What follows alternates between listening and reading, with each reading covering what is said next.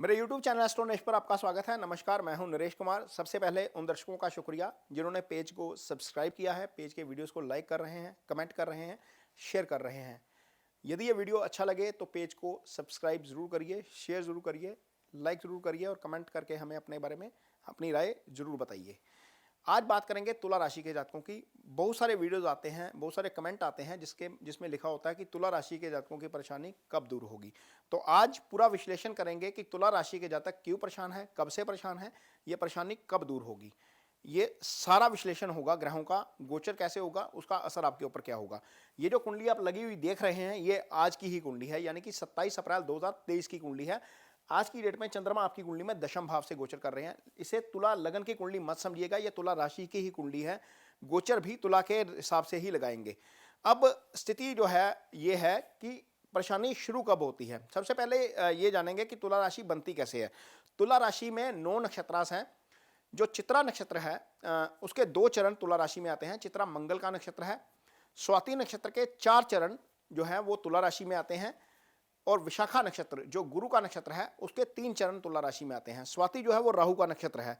राहु क्या करता है, राहु आपको ओवर थिंकिंग देता है। वो पॉजिटिव साइड में भी देता है और नेगेटिव साइड में भी देता है। तो जब हम राशि का विश्लेषण करते हैं तो पता लगता है कि जो नक्षत्रांश की डोमिनेंस है उसमें राहु के नक्षत्रांश की डोमिनेंस ज्यादा है। इसका मतलब यह है कि थॉट प्रोसेस जो है वो ज्यादा होता है तुला राशि के जातकों में, और खासतौर पर वो जातक जिनका जन्म स्वाति के नक्षत्र में हुआ होता है। तो निश्चित तौर पर मेजोरिटी जब स्वाति नक्षत्र में पैदा हुए हैं, 9 में से 4 नक्षत्र स्वाति के हैं, तो ज़्यादा सोचते भी हैं। तो सबसे पहले अब ये बताएंगे कि परेशानी क्यों चल रही है, कब शुरू हुई और आगे जाकर कब खत्म होगी। ये चार्ट के ऊपर ही समझाएंगे। ये तुला राशि की जो कुंडली है वो कुंडली है 27 अप्रैल 2023 की। अब परेशानी देखते हैं कि कैसे शुरू हुई। ये जो शनि आप देख रहे हैं पंचम भाव में गोचर कर रहे हैं। पंचम का गोचर शनि का वैसे अच्छा नहीं होता। ये जो शनि है ये जनवरी 2020 में आते हैं यहां पर, यानी कि चंद्रमा से चौथे। अब चंद्रमा से चौथे आए तो शनि की ढैया शुरू हो गई। इनके ऊपर भी ढैया शुरू हुई और मिथुन राशि के ऊपर भी ढैया शुरू हुई, जहां से शनि अष्टम आ गए। अब हुआ क्या, ये केतु इस समय जो लगन में गोचर कर रहे हैं, यानी कि चंद्रमा के ऊपर से गोचर कर रहे हैं, ये केतु थे दूसरे स्थान में। केतु और राहु उल्टा चलते हैं।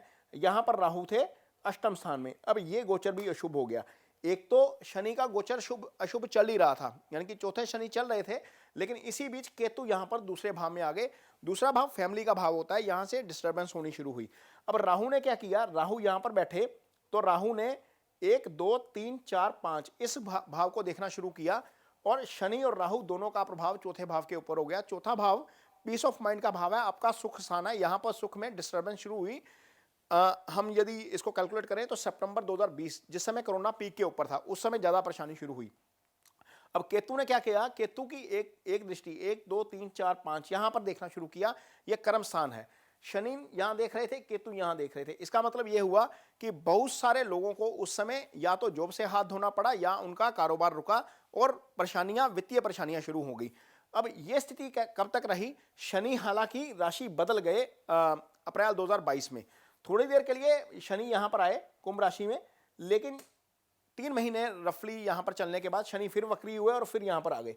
अब जैसे ही यहां पर आए शनि, फिर वो पोजीशन चालू रही। अब केतु ने गोचर शुरू कर दिया अप्रैल 2022 में, पिछले साल। यहां पर चंद्रमा के ऊपर से केतु का गोचर शुरू हो गया और राहु आपकी कुंडली में यहां पर आ गए। अब स्थिति यही रही लगभग पूरा 2022।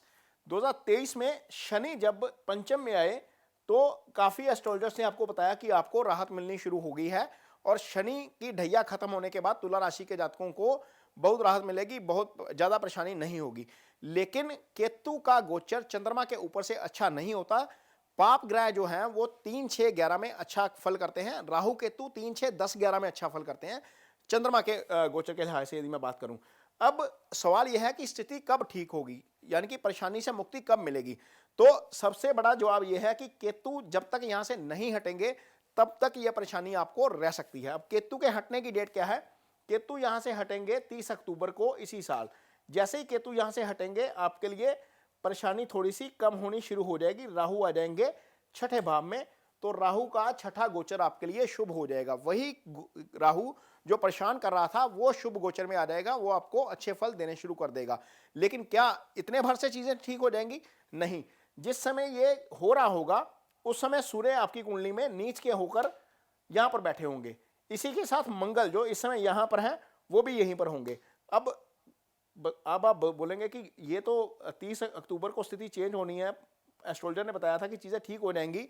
आप बहुत सारे वीडियो देखेंगे, जब राहु का गोचर होगा तो बहुत सारे वीडियो आप देखेंगे जिसमें आपको बताएंगे कि तुला राशि को मुक्ति मिलने वाली है, लेकिन पूरी मुक्ति कब मिलेगी ये भी आगे बताते हैं।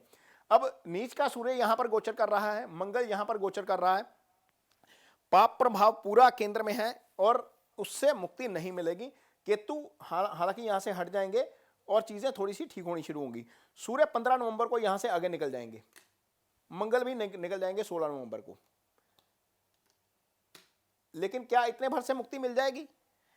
लगन में जब जब जब गोचर है, गोचर में पाप कर्तृ योग की फॉर्मेशन हो जाएगी। केतु यहां पर आ जाएंगे और मंगल यहां पर आ जाएंगे, मंगल और केतु दोनों यहां पर, तो ये भाव पाप कर्तरी में आ जाएगा। चंद्रमा जब पाप कर्तरी योग में आ जाता है, वैसे भी मंगल का दूसरा और सूर्य का दूसरा गोचर अच्छा नहीं होता, केतु का 12वां गोचर भी अच्छा नहीं होता, तो ये भी शुभ नहीं रहेगा। अब आखिर ये चीज सिचुएशन कैसे चेंज होगी? ये सिचुएशन अब चेंज होगी सूर्य जैसे ही राशि चेंज करेंगे 15 दिसंबर को। 15 दिसंबर को सूर्य यहां से हटेंगे, 27 दिसंबर को मंगल यहां से हट जाएंगे। अब क्या होगा, ये जो दो पाप प्रभाव वाले ग्रह हैं दोनों शुभ गोचर में आ जाएंगे। मंगल और सूर्य का गोचर शुभ हो जाएगा, राहु का गोचर आपके लिए शुभ हो जाएगा। गुरु यहां पर अकेले होंगे उस समय, यहां पर रहकर सीधा देखेंगे, 11वें भाव को देखेंगे और तीसरे भाव को देखेंगे। अब 11वां भाव क्या है? 11वां भाव आपकी आय का भाव होता है, 11वां भाव आपकी एलिवेशन यानी कि तरक्की का भाव होता है, 10वां कर्म है, 11वां उसका फल होता है। जब इस भाव का स्वामी जाकर शुभ गोचर में चला जाएगा तो निश्चित तौर पर आपकी आय में वृद्धि करेगा। चौथा भाव आप यहां देखेंगे कि लगभग खाली हो जाएगा और चौथे भाव के ऊपर कोई ज्यादा पाप प्रभाव नहीं रहेगा, यहां पर किसी की दृष्टि नहीं पड़ेगी। हालांकि थोड़ा सा पाप कर्तृ योग की फॉर्मेशन रहेगी चौथे भाव में, लेकिन इसके बावजूद चूंकि चंद्रमा स्वतंत्र हो जाएगा तो आपको बहुत ज्यादा परेशानी नहीं होगी। और परेशानियां जो है वो आप मान के चलिए 27 दिसंबर 2023 के बाद, यानी कि अगला साल आपके लिए, खासतौर पर अगले साल के 4 महीने पहले जब तक गुरु यहां पर रहेंगे वो आपको निश्चित तौर पर शुभ फल देंगे। गुरु की दृष्टि हमेशा पॉजिटिव होती है, आप में पॉजिटिविटी आएगी, आपकी आय बढ़ेगी, आपका एलिवेशन होगा। इस भाव से हम पराक्रम देखते हैं, पराक्रम बढ़ेगा, आप कन्विक्शन के साथ फैसले लेंगे। आपके लिए, तुला राशि के जातकों के लिए वो सिचुएशन बहुत बेटर होगी। तो ये तुला राशि के जातकों के लिए पूरा विश्लेषण है कि जो समय आपका जनवरी 2020 से खराब चल रहा था उसका आखिर अंत कब होगा। तो गोचर के लिहाज से यदि मैं देखता हूं तो उसका अंत मुझे 27 दिसंबर के बाद होता हुआ नजर आता है। उससे पहले चीजें बहुत ज्यादा अच्छी नहीं है, लेकिन यदि महादशा अच्छी चल रही है या अंतरदशा आपकी कुंडली में अच्छी चल रही है तो इस गोचर से आपको बहुत ज्यादा और फायदा हो जाएगा। क्योंकि गोचर क्या करता है, राहु केतु का गोचर क्या करता है, यदि मान लीजिए आपकी कुंडली में भाग्यस्थान की दशा चल रही है तो राहु शुभ गोचर में आ गए और राहु इसी स्थान में बैठे हुए हैं, तो आपको निश्चित तौर पर ऐसे फल मिलेंगे आप खुद उसकी उम्मीद नहीं कर सकते। तो राहु केतु का गोचर जब वो क्विकली फल करता है, दशा अंतरदशा के ऊपर डिपेंड करेगा, लेकिन गोचर के लिहाज से पूरी स्थिति यह है कि 27 दिसंबर 2023 को अभी आपके जो कष्ट हैं, जो आपको प्रॉब्लम आ रही है, उससे आपको मुक्ति मिल सकती है।